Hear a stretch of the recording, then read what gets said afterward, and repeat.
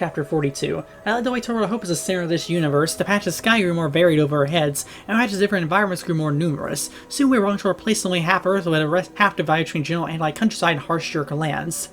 I like your plan from what I've seen of it. It's like Earth, but only without the houses and buildings, but you must have cities and all somewhere. I mean, you build spaceships with incredible technology.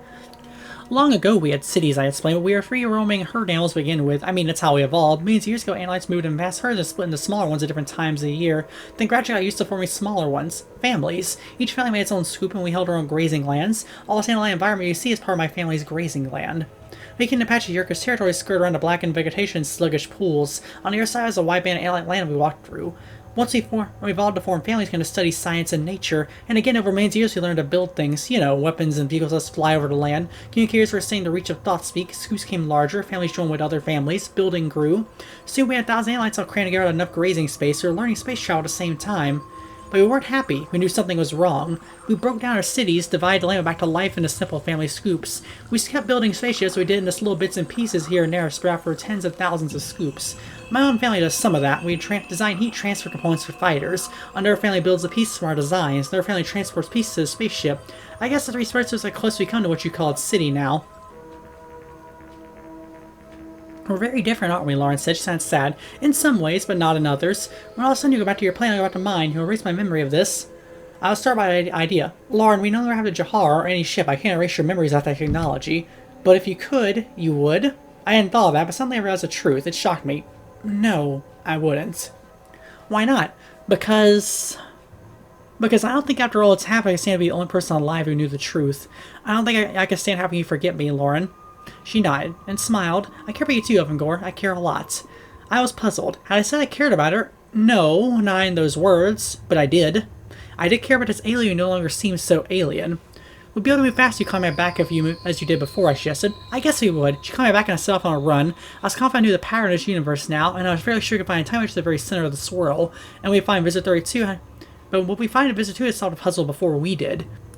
The different environments broken into smaller and smaller patches. Now there are roughly equal amount of each of the three planets. It will become more and more difficult to go through the Yurk areas. We came to one Yurk area stretched directly across our path. I think we should go through it, I said. I stepped gingerly in Yurk area, and instantly the air was warmer, almost stifling. Humidity shot as my fur clung to me. I closed my hooves on the sparse Yurk vegetation and trusted those dark red plants. A bright tongue shot from the ground I had been seen happen before. It licked the air, searching for the creatures or plants or whatever they were used to slower prey. I stepped out of their range. A pile settled over, so we crossed a landscape that seemed designed to be depressing. But at last we reached a good Andalite grass again. Grass and trees and a scoop of a friend I'd known all my life. Is that your home? No, it's a scoop of a friend's family. Maybe your friend's around. That is what scares me. Your mother, that McDonald's person, I don't want to see my friend that way. Suddenly I stumbled. My right forehoof was caught on a rock. Of course, something's happening. My fingernails start growing. She held her hands on my back turned stalk eyes. I could see them. A hard portion end of her fingers grown half an inch. Your hair is growing too. She felt it. Oh my god, it's growing an inch like it would grow in a few weeks. My hooves are growing too, that's why I tripped. It's something I was afraid. I was got closer to a swirl, time is accelerating. We're going to age faster. No, we better hurry. I already told my speed careful to lift my scruffy hooves so it'll clear of each step. The entire Pulse universe is coming together now, no longer clearly defined patches of Andalite human or Yurk terrain. Tree and grass, scope and universe, and sludgy natural Yurk pools I see them meld together into one. It was like one for a surreal nightmare. The sky itself seemed to swoop down together and swirl in patterns of dark blue, lightning rat green. Now this is weird, Lauren said. Her voice too seemed to swirl into patterns made it sound musical and strange. I tripped and fell forward during Lauren 3. My hooves were totally unmanageable. I whipped my tailblade forward and quickly trimmed them. It was rough job as soon as I cut away the excess and growing out again. I like that Lauren had to stop me someone crying out. Her fingernails are 2 inches long. Her tailnails are staying out from the fabric of artificial hooves, and her golden hair was so long it reached the ground. She swung forward, pointing. Look! Look! I see what she was noticing. A swirling of a tornado is the very center of our universe. A vortex, a tornado made of very substance of 3 worlds. Sky and soul and living beings all swirled insanely around us. Look out, she ducked her head, something looked like a human house which was twisted and stretched and whipped by us. The Time Master should be here, I cried. In there? How do I go for there? It's impossible. It's the only way. The Time Master either in there or there's nothing beyond a sort of emptiness to be trapped inside forever.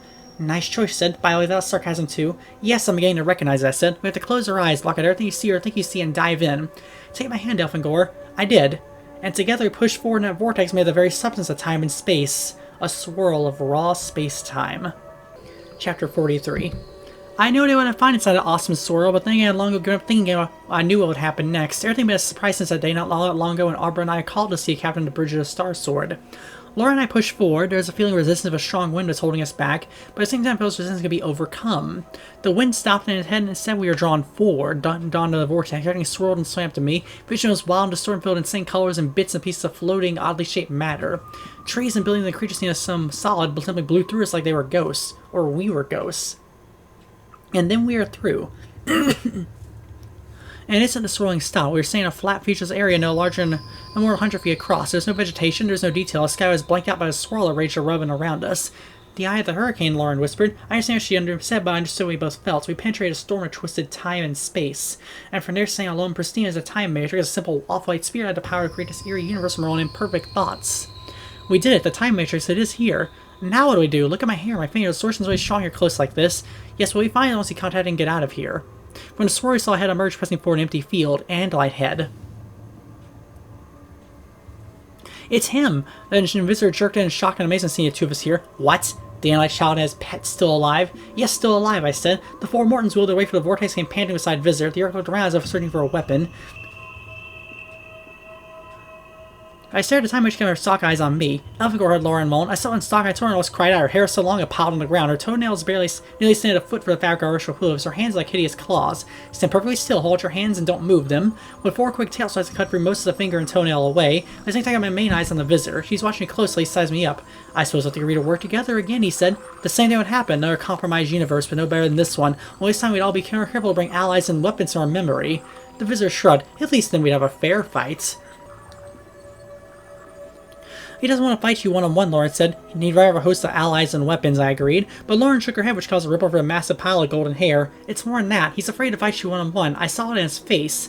The idea seemed ludicrous. Lauren liked me as soon as I was a better fighter. There was no way to judge. Visit 3 had the body and mind of Allron, all of his speed and experience. He is afraid, Elfangor, she insisted. Afraid of what? The visitor laughed. His Andalite child, my Mortons and I will annihilate him. Really? So why not do it? Why talk about working together? She turned to me. Allron's seen you tail fight Elfangor and knowledge is of visitors now, right? That's why he's scared. He glared hatred at Lauren. I'll make sure to kill you slowly, human. He shot a glance at the 4 Mortons. Kill, he yelled suddenly. The power to Wizard came for us, and Visitor was right behind them. It had come to down this, so tail fight to death between me and Visitor 32. I tried to recall everything my old soul for my fighting teacher taught me, but I couldn't remember a thing. The Mortons launched their bird positions, let their wings spread wide and vicious mouths wide or steel. All to take them out of fight without cutting them, and I cut them to pieces to simply regenerate. Swoop! Flap! I struck. The last second I turned my blade aside, hit it with a flat side. The bird portion went flying and fell to the ground and didn't move. I knocked it out. The 2 bird portion went for Lauren, jagged teeth glistening. She's on her solid bat but missed. The bat fell from her hands and the Morton bird slipped her hand with its wings. One was still after me, but he swooped the visitor attacked. Morton and Andalite tail struck at me. Ah! The Morton ripped a gash out of the side of my head, barely missing my stalk eyes. My own blood spurred when the visitor's tail was blocked. I knocked his blow aside. He struck again. I dodged beneath the blow and fired my own tail, but my aim was thrown up by the Morton, who twisted back and came at me again. No, no you don't, heard Lauren cry. She was attacked by 2 more, and I saw bright red hue and blood, but I tried to help her. The visitor kill me first, and I just twitch. It was impossible. The visitor struck, and this time the blow hit home. I saw a line across the skin of my chest. The line opened to become a gash. He struck, and I parried the blow barely. Ah, not so fast after all, are you, Andalite? The visitor crowed. In seconds, if I'd be over, I knew it. I'd lost. Lauren was probably already done for. But then through one twisted sock eye, I saw Lauren, and my astonishment she had 2 strong human hands wrapped around the neck of one of the Morton bird person. She was choking it, and the other one was tangled in a wild mess of her hair. This fight isn't over yet, visitor, I said, and I struck. He blocked my blow, and I struck again. I hit. Ah! He moaned in pain, but my own Morton hit me without warning. A painful slice on my right ear haunch. I saw a frightening thing. Lauren's strong human hands were choking the life out of Morton bird, and her fingernails growing so fast I actually see them were going into the Morton. The visitor struck, and I parried and turned my parry into a thrust. Yes, I zolded. My tailblade went deep into his left arm, but the remaining Morton was coming back around, aimed straight for my face. With a sneer, he struck, and Morton teeth and Andalite stolen and my tail flew at me. I could only stop one, but whichever strike got through, bird or blade, would finish me. Chapter 44. The Mortron flew at me. The visitor's blade split the air, aimed for my head. Something moving. Then my left not as fast as my Andalite stands, but fast enough. Lauren spun the dead Mortron to her hand and threw it all her might. It slipped off the end of her claw fingernails, flew and hit the air Mortron head on. Softball, Lauren yelled. The Mortron had been attacking me. It was knocked down. I saw my tailblade right to the left and knocked the visitor's blade away. It came within a hair of my face. She kindly picked up a softball bat from the spot where it had fallen. She annihilated the last one, the one that had been tangled in her hair. I think that moment I decided I could definitely get to like humans. At first it seemed ridiculously weak, toddling on 2 legs, trying to make sounds, communicate, lacking anything in the way of tail or defenses. But they had definite possibilities. Nice throw, I said. It's called a pitch, she said. She smiled. Thanks. Your Mortrons are done for, Visitor, and now it's just you and me, tail to tail. Their slug called Visitor 32 glared at me through her stolen eyes. You think you've won, Andalite? You think you can kill me now? Guess again. You haven't thought it through, but then again, I have the advantage of adding Elrond's Andalite knowledge of my own. What do you think will happen to whoever's left in this universe once it breaks apart? I struggle to think. In our official universe comes the thoughts and memories of 3 different individuals. What? Over your head, is it? A collapsed space line returns each to a proper space-time location. So you went to Jahar, you go back to being stuck in a black hole. I can live that, Yurk. I don't care how you die. Here, for my tail, or they're drawn to a black hole as long as you die. You're an abomination, the first Andalite controller, and I just want you to be the last. I told you he's scared to fight you, Lawrence said. I guess you're right. He is sad, but I knew he would walk away. I feel his resolve failing, but his malice, his evil remains strong as ever. The day will come, Elvangor, when I destroy you. I will make it personal. I will make it very personal. He turned and plunged back into the vortex wall. And that's the end of him. I don't think so, I said. I won't say I had a vision. I'll believe in such supernatural things. I felt deep down the vision I would find our timelines and twine it again one day. So now what? Getting out of here fast. My hair's still growing. My nails are out of control. I feel like I'm getting older. Well, I'm getting older. I'll leave it at that. I swear I'm something like 18. Yes, your face is changing. I feel myself changing as well. We must leave. This time there can only be one person during the time majors. Must be somewhere real, somewhere as part of the true universe. The Andalite world? No, I said heavily. What would I do if I went back to my own people? I'm mutiny against Alron, my prince. So if Alron alive is a Taxon, I know too many secrets. I don't want people to use the quantum virus on Harbinger War. What might they do if they suddenly have the time matrix now? I guess sometimes even good people do bad things. That's what war's all about, isn't it? If we use the time matrix in this war, we no longer be Andalites. Not what I think of as Andalites, at least. We have to win this war being ourselves and live with our own standards, not being as brutal and ruthless as the Yeerks. You mean, what's the point of winning if by winning you lose what you're fighting for? Yes, that's exactly what I mean. I can't give my people a time matrix. Can't let the Yeerks have it either. It cannot be destroyed, only hidden. She looks strange like me. We're going to hide it on Earth? Yes, and this time no nosy, greedy, Skritnal will stumble across it. What do you want me to do? Imagine your Earth, your home just as it is today. Picture every last detail. Your mother, your friends, your hollow human house. Picture last detail just after Skritnal took you, an hour afterward. That was like a week ago? Did all this happen in a week? Yes, just a week. And we need to go back in time, back where your mother would know she's missing, but not where Skritnal took you, we'd undo this entire timeline. Maybe that should happen. Save Oberon, save Alron, and the two of us never meet? I wouldn't want that. Me neither, but more importantly, we wouldn't know the exact details of rewriting that much history. It may mean the Skritnal escape clean to some time matrix and deliver it to the Yeerks. No, we have to keep our timeline intact. As long as the you who's been this last week doesn't encounter some second you, we'll be fine. There's one more problem. This me is aged. I'm older. Must be almost 18 now, judging from the way I've grown. People would notice. Yes, but imagine they don't. Imagine you're 18 and everyone you ever know expects you to be that old. Is that going to work? I don't know, Lauren. Nothing else I've tried has worked thus far.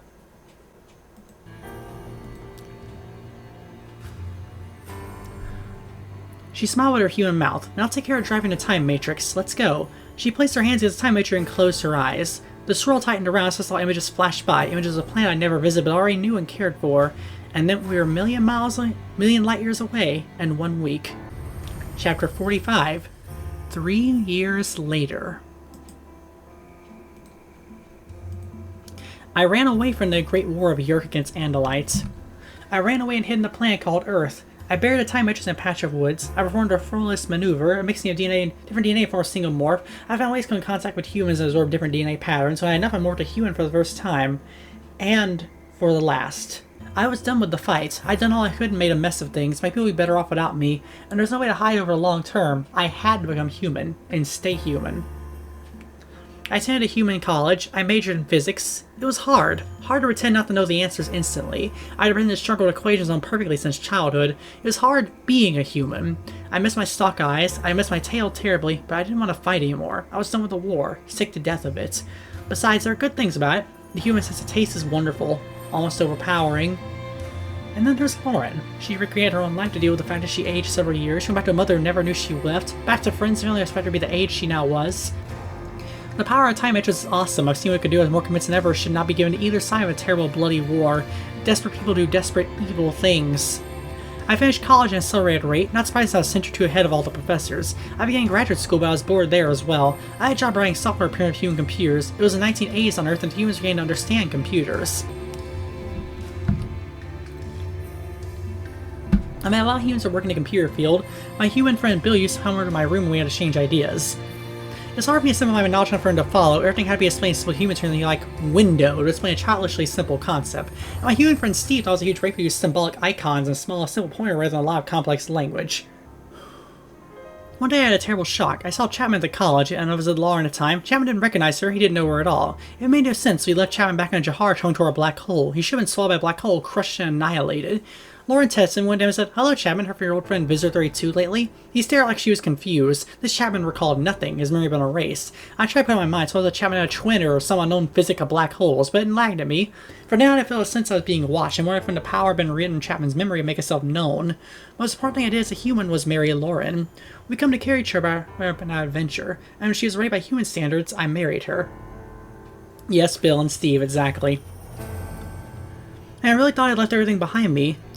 I thought that I was human now, that Earth would be my home, that I remained far, far away in a terrible space while I was raced across the galaxy around stars so distant I couldn't even find them in Earth's night sky. I left my own people, my species, I was human. Except in the dreams I would run across open grass, speak to trees, and put my tail around for a simple joy. We got a house, he's called a hollow house when I understood human things. I drove a car, a yellow Mustang like the one I had in a taxi in the world. I only thought of my own people, my own family, and my own world some of the time. Not every minute. Not every minute. I even took a human name, Alan Fanger. It was Lauren's idea. Humans shorten their names just like Andalites do. Some people call me Owl Fangor. I drove my car home from my job and parked in a driveway. See that Lauren was not home. Her own car was not there. She got to see a doctor. The human doctor's practically barbarians who could not even eliminate a simple tumor by cutting holes in a person. I sat down in the car with my own two human legs, so much by surprise I still fell over even with just two. I walked out of the driveway, a door opened as I'd done 1,000 times before. Only this time there was someone in my living room. A man. A human. Or so I thought. "What are you doing in here?" I demanded. Angry mouth sounds. Somebody looked at me amusement. I was good at reading human expressions now. "What am I doing here?" "What are you doing here?" "I live here. This is my home," I said, a little fearful. Human arms are strong and can be used for fighting. Whenever I sensed danger, I missed my tail. I felt vulnerable being able to see behind me. He shook his head sadly. "Elfangor Shinro Shamtul, this is not your home." My knees weakened and I almost collapsed, made it to the couch and sat down heavily. "What are you?" I asked. He laughed. "You don't ask who I am, you ask what. You're still wise enough to know I'm not human." "Tell me what you want," I snapped. "I don't want anything. We don't want anything. We only fear the problems of our species." "Who is we?" "The we is machine you use to alter the direction of space and time." "Ellimist," I whispered fearfully. "Yes, I am one of those creatures you call Ellimists." Chapter 46. I couldn't believe it. I'd never been sure I believed in Ellimist. I still wondered if it was some sort of trick. He looked human, but of course for a true Ellimist such things are completely easy. "Am I really an Ellimist?" he asked, mocking. "Let's see. I know Auron still lives on Thomas the Living Hive. I know you made a universe once, you and a human in the Year called Visitor 3. I drew in surprise. "Visitor 3? Oh yes, he's advanced quite far in the Year hierarchy. He should be dead." "Should be? Do you think he can play games with time itself? Do you think he can change things around to suit you and not make a mess? Are you so naive, Andalite, you can't understand that time is a trillion strands all woven and interwoven? That if you twist and break one, it may have unforeseen effects in thousands of other places?" "He's alive, the Visitor. Yes, he is alive. He still inhabits Auron's body. He focused gray human steaming eyes on me. He is a terrible enemy of your people." I shook my head. "Humans are my people now. Like the human named Chapman? Is he one of your people?" "You. It was you. You brought him here and erased his memory. I did an error in the space-time continuum. He plays a part that is still to come. I don't care," I said harshly. "I don't care about wars in far-off space." "Far off? Do you really think you're safe here, Elfangor? Do you assume the Yerks will never come?" I felt my throat clutching up. It happens humans that are upset and afraid. "Will they come here?" "Elfangor, the first Andalite advanced scouts are in orbit of Earth right now." I said nothing. I looked out the window to see Lauren's car pull up any moment. Then I realized what a fool I was being. If the Ellimist didn't want to be interrupted, we wouldn't be. "There's something I can do," I said last. "I tried my hand at being a hero and I failed." "Failed?" "You kept the time matrix falling in the hands of either side, Yerk or Andalite. You saved the galaxy." I do like they point out the Andalites do get that will still doom the galaxy. I couldn't save Auron, couldn't destroy Auron, I helped destroy Auron, delivering to Yerk to create the abomination became. I was going to destroy that abomination. I was weak and foolish. You refuse to slaughter defenseless prisoners. You refuse to destroy yourself in order to win a battle. You're wise for a primitive creature, but you also alter a course of time by using a time matrix, and that created awful problems. For your people, for both your peoples. Your peoples need you. I laughed. No one needs me. You are not where and when you should be, Elfangor. The galaxy will get along without me. The Ellimist leaned forward with his face close to mine. No, it won't. "What do you want from me?" I yelled, suddenly enraged. "We want nothing. Liar. Why are you here if you don't want anything? We don't interfere with the affairs of our species. Then go away. Get out. Leave me alone." We do not interfere, but sometimes we repair what has been shattered. I froze. What game was he playing? He wouldn't interfere, but he would? Which was it? What did he want? What do I want? Nothing, but I can tell you have twisted and distorted time. Things not as they should be. Battles are lost and they should have been won. What should be safe is now endangered.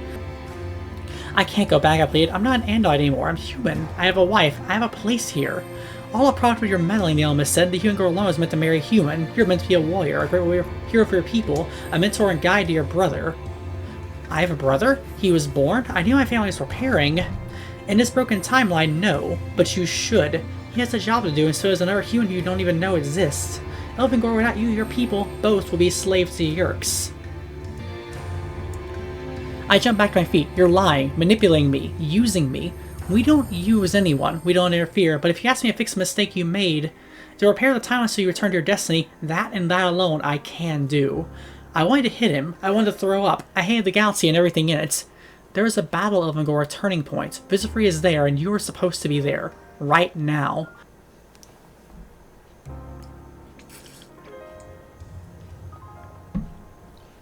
Listen to me, Elfangor. Visifree will come to Earth one day. He remembers her. He remembers she mocked him. Do you know what he will do to her? And will you be able to stop him when he's surrounded by 1,000 of his own troops? I felt warm liquid on my cheeks. Tears, a human thing. And if I go back, if I ask you to repair the timeline, will it save the Earth? Will it save the Andalites and my Lauren? Not by itself, but what is impossible now will become possible again. I look at a creature opposed to human, a creature with the power to make entire solar systems disappear. What game are you playing, Ellimist? Will you cross and examine me, Andalite, or will you ask me to undo the mistake you made? Lauren will never know you existed, but you will know. You'll have your memories. I tried to smile, but twisted cruelly my lips. You said something about a battle, Ellimist. Come. I will carry you there. I will undo what is done and repair the fabric of your fate, Elfangor. Chapter 47. Once a long time ago, I explained the Lord must be like to see a universe as the Ellimist saw it, and now as the Ellimist lifted me up out of the everyday world of 3 dimensions, I saw what he saw. When I'd used the time matrix, I glimpsed the lines of time interwoven, but now I saw 1,000 times more. It was beyond sight, beyond sound. It was some new sense and awareness. I could feel the lines of time flowing through me. I could see and taste and hear and touch and smell a billion possibilities flowing through me. I saw the Ellimist himself as he actually was, an indescribable being of light and time and space, huge but out of place, alone but not the only one. I saw and understood the vast power that trailed the lines of time through his grasp, and against the enormity of all that had ever been, all it would be, I saw his limits too. He was mighty, but not all-powerful. I saw a young Andalite look like I had once, so serious, determined to prove himself. I heard his name in my mind. Axilmi Iskaroth Ishtil. Hello, little brother, I said silently. I saw Oberon's stone attacks in the world. I felt his tax and hunger, but also felt his Andalite pride. Hello, Oberon. He felt the hero, becoming the hero I always wanted to be. I saw Lauren laughed around a timeline now as another human who would be her mate. I had been written out of her memory. It tore my heart to realize I was now a stranger to her. And yet I saw some part of my own timeline still intersected. I still touched her future in some way. My line and hers converging, and those two lines came a new line, just emerging, just beginning to grow. What does it mean? I asked the Ellimist. You have a son, Elfangor.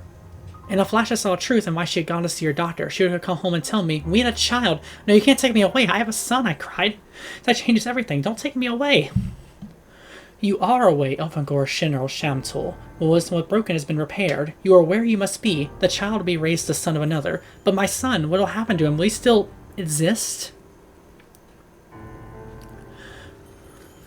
I saw a tiny line as my son flew off and through time. I saw pain and hardship and loneliness for him. But like a distant nova, I saw a flash of light. A flash of light far on the north edge of a still uncertain future. Across the galaxy, my brother's line reached to join my son's, and 4 other bright, shining timelines formed together with those 2. I knew I was watching something incredible and important. I knew the union of 6 timelines of 1 Andalite and 5 human was the entire point of the Ellimist's non-interference. So you don't interfere with our species, I asked him. Was that sarcasm, Elfangor? And the Ellimist asked, and he laughed, a huge laughter reverberated through the tendrils of time and space. Is this all a game for you? Yes, he said, all laughter sounds now, but we are not the only great powers of the galaxy. There is another, older than even we, and he plays a dark game. Andalites, it is with him that we play, so hope that we win, Elfangor Shintor Shamtul. Hope that we win. I saw a battle head, saw my own body twisting and changing shape. I opened my stalk eyes, hissed my Andalite tail, and all at once, I was on the bridge of an Andalite fighter. Chapter 48. I heard the chaotic last beat voices of crying, dying Andalites in my head. Main engines down, we've lost maneuvering power. Where did Dead stop? Break off, he's on me. Look down at my display. The Star Sword lay helpless and able to move. Your Bookfire stormed around her, firing Dracon beams at maximum power. The defenses are failing as I watch one of the dome ship's engines blowing completely away from the ship. An explosion out sound in the vacuum of space. York pull ships like a fast spider glowing over his kill. The Star Sword was finished. York's would finish her off at leisure. But still the warriors of the dome ship fought on, heard dusty cries of fear mating fires. Saran, watch out, Buckfire in her tail. Separate the dome, give them 2 targets. And then to all fires as captain, getting a self-destruct sequence. Clear the air. If anyone's still alive, get out there, get clear of the Star Sword. We'll implode the engines and blow a hole in space. Maybe we can take some of those Buckfires down with us. Self-destruct in 3 minutes. Hey, I said heavily and added, we have done our duty. Now there's a new ship on my view screen, all black, shaped like an ancient battle axe, the blade ship of the Visitor. It swooped down close to Doom powerless Star Sword. Would Dracon be able to slice away their main 2 engines, Star Sword not be allowed to self-destruct. Fires, any fires, drop that blade ship off. The captain's call went unanswered and no fires left. This is the battle they almost want me to join, the part where I was supposed to play. I called it ship-to-ship communications. Hang on, Star Sword, I'll take care of that blade ship. Who is that? Elvengor, I mean, Arnish Elvengor Sinar Samtul. What by all the bloody tales of Krangar are you doing here? It's a long story, Captain. Hope I'll have a chance to tell you. I twitch channels of broadcast open on a frequency Yerk's monitor. I am to fire straight at the blade ship. I punch up a nice medium burn. I call it the blade ship. Allied fighter calling Yerk Visitor. A Harbinger face appear in the monitor. Who are you to call upon the Visitor? If you're pleading for mercy, I can laugh at you as well as he. Pleading for mercy, not likely. Tell the Visitor and old friends here to see until an Elvengor's come to finish what began the Vortex long ago. In a flash, the screen image changed. There was an Andalite face that once belonged to War Prince Alron. You, he said. I have to congratulate you on escaping a black hole. I hear you've been promoted, Yerk. Visitor 3. Very impressive. But I tell you, Yerk, I aim straight at your ship, and in exactly 10 seconds I'll punch a maximum burn. It isn't taking me less than 2 seconds to impact your ship. You're bluffing. 10, 9, you'll be killed as well as me. Yes, I would. 7, 6. All Dracon beams that fighter, Visitor reshadowed the crew. The blade should turn to face us, so they're gonna be aimed at me. You don't have time, Visitor. Once I punch my ship, it'll be too late. 4, 3. His man has blaze hatred of me. 2, 1. Get us out of here, top speed, Visitor yelled as helmsman. The blade ship's engines go bright and the ship broke away from the Star Sword. You think you've won, Andalite? You're still just one fighter, and your dome ship is crippled. I'll swing around, move on, and finish you in my own good time. I wouldn't swing around yet, Visitor. See, you cost me too much. I'm gonna put an end to you right now. Computer, maximum burn. My engines lit up and I was blown back across the fighter's cramped bridge. My fire hit the neck of the blade ship, slicing a diamond-shaped bridge away with the rest of the ship, but I didn't see that. The impact knocked me out and tore both fire's engines and a shredder completely off. I should have died, but I didn't. Mantider came crippled the blade ship, the Andalite dome ship tail striking out of zero space less than a light year away. Your sight is time to leave. Their pull ship up a campfield on parts of the broken blade ship made for zero space. When I woke up back aboard the Starboard, I was already a hero. The Lost Archer returned mysteriously years of disappearing and flown his fire into a bold suicide mission. I saved a Star Sword and I was made a full warrior. And the captain told me I'd be a prince in a couple of years. I had plenty of time to cover my injuries, figure out what to tell the captain. I considered all sorts of lies, but I told him everything. I wanted someone to know now that Lauren no longer did. I told the captain everything except for location in the time matrix. I was done. He looked at me for a long time in silence, and he said, "You realize I'm going to restore will never become public. You're a great hero and one of our people needs heroes. The details of your story would just confuse the issue. But Captain, I committed mutiny against War Prince Alron. I failed to save Arbron, and in the end I ran away." He looked at me seriously. "Young warrior, do you think I don't know what happened to Alron? Do you think I don't know about the quantum virus, the virus he unleashed in the Harbinger world? Alron was my friend. When we were young archers together, he was a gentle, decent youngster. And funny, he used to joke and play tricks." "Alron," I blurted out, thinking, "Yes, him. But war does terrible things to people. Some it raises to greatness, and others it destroys. You did not mutiny against Alron. You defended beliefs he used to hold dear. You stood up for the people." It was strange. I felt like crying, but I no longer had human eyes, so I cried the way an Andalite does, inside, in my hearts. As for running away this Earth place, no one can be brave every minute of every day. No one can be brave all the time. And now you have a second chance. We need warriors like you, Elfangor, warriors who don't forget why they're fighting. So you stand by our people in this awful time. Will you fight? Will you be their hero? I guess this word should have made me feel good. I had once wanted to be here, but now I saw what that meant. I can imagine the price I would pay, the things I might have to do. I feel the weight of it selling on me like a 1,000-pound stone. "Yes, Captain," I said. "I will fight."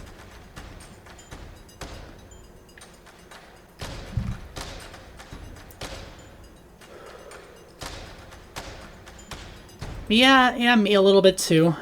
Jeez.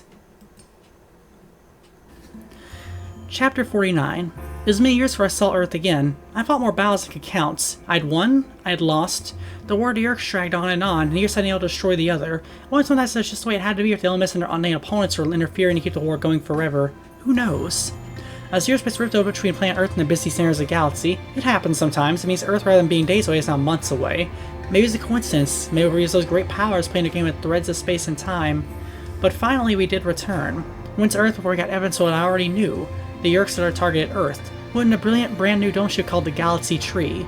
We came out of zero space and found ourselves outnumbered. We fought, but this time there was no last-minute rescue.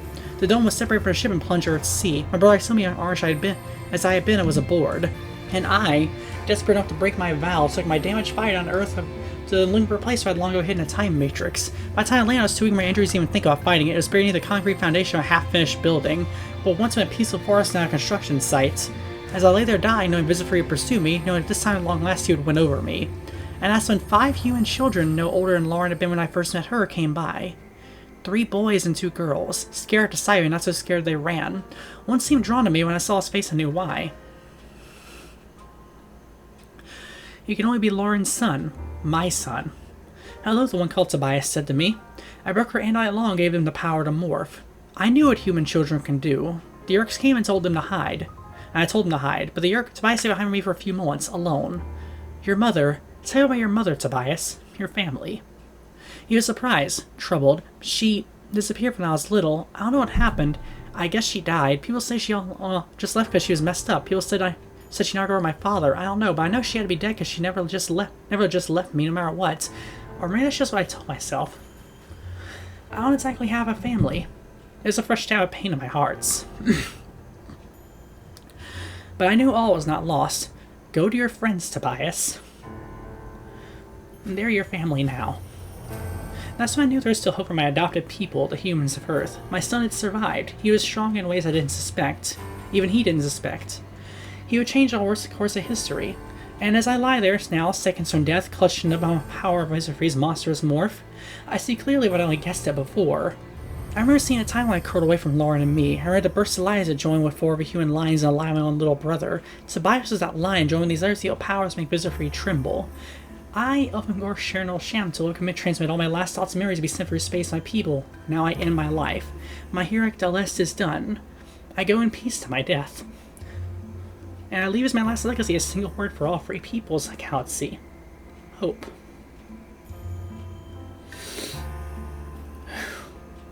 And that's the end of the book. Ah, geez, that was... I